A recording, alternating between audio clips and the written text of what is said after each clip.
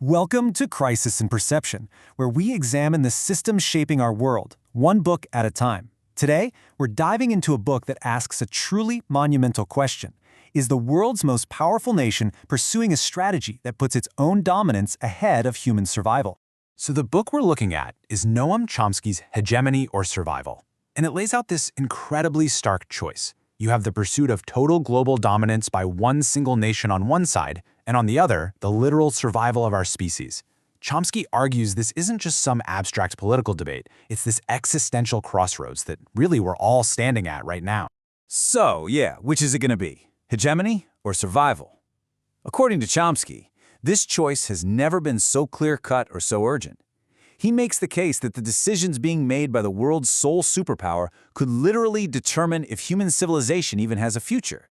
Okay, so at the absolute core of this book is Chomsky's analysis of what he calls the imperial grand strategy.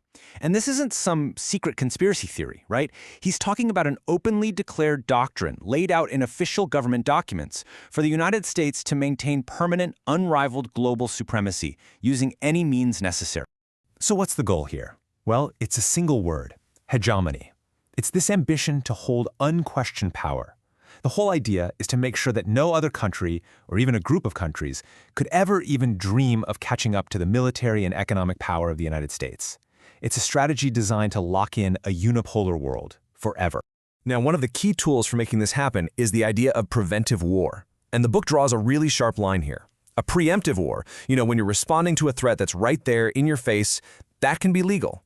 But a preventive war, that's a whole different ballgame. It's launching an attack to get rid of a potential future threat, one that might just be imagined, or as Chomsky suggests, even invented. And he argues this is a central pillar of the whole grand strategy.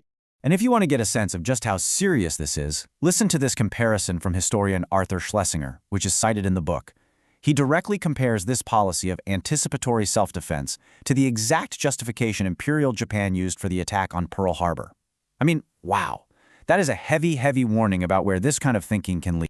And this brings us to this deep, kind of paradoxical idea at the heart of the book's argument. The very act of chasing total, unchallenged control doesn't make anyone safer. In fact, according to the book's analysis, it does the complete opposite. So, Chomsky's analysis, and he's pulling from a lot of intelligence and foreign policy experts here, suggests that when one country basically declares its intention to dominate everything, it gives every other nation an overwhelming incentive to arm themselves with the only things that might offer a defense: weapons of mass destruction. It actually fuels their spread and, makes things like terrorism more likely. Yeah, and this quote from the scholar Kenneth Waltz really just nails the logic here. Think about it from another country's point of view. If you're up against a superpower that says it has the right to attack you because you might be a threat someday, what do? Well, building a big, scary deterrent doesn't feel like aggression anymore.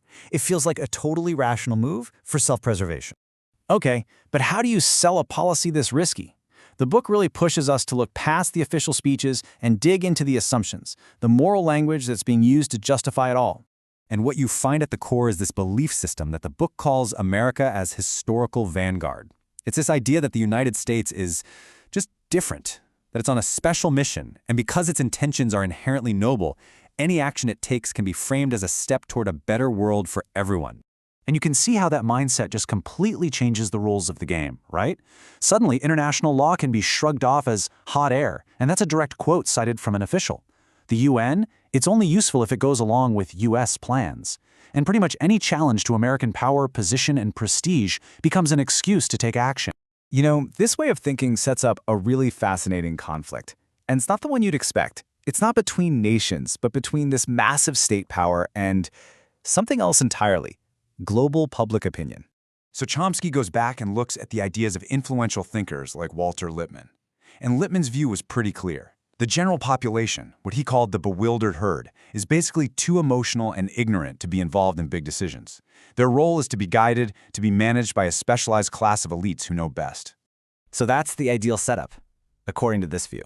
The public, they're supposed to be passive spectators, just watching from the sidelines and ratifying the decisions the experts make. But if they try to become active participants, if they actually try to get involved in policy, well, that's seen as a crisis of democracy, something that needs to be brought under control. But then, something started to shift.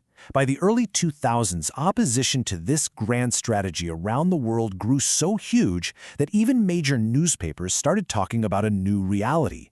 They were saying there might be two superpowers left on the planet, the United States and world public opinion. That's a huge deal. All right, so if we were going to boil the book's whole worldview down to just one metaphor, it'd probably be this. Picture a giant set of scales, a global system that's been intentionally tilted. On one side, you've got diplomacy, international law, public opinion. On the other side, you have overwhelming military force. The book argues that official policy is specifically designed to keep that balance permanently tilted towards force. So after laying all of this out, the book kind of leaves us with this big, critical question. What does seeing the world this way actually change for us? At the end of the day, hegemony or survival doesn't really give you a neat list of answers. What it does is offer you a powerful new lens, a new framework for analysis. It pushes you to question the stated intentions behind foreign policy, to re-examine that tricky relationship between power and democracy, and to really see the huge gap between official policy and the will of the public. Which brings us right back to where we started, with the book's central, incredibly provocative argument that this pursuit of total dominance has created a choice so fundamental, with stakes so high, that it defines our modern era: hegemony or survival. For the full, long-form deep dive into this book and its ideas, follow the link in the description. If you enjoy these explainers, please subscribe and comment with books or topics you'd like us to explore next.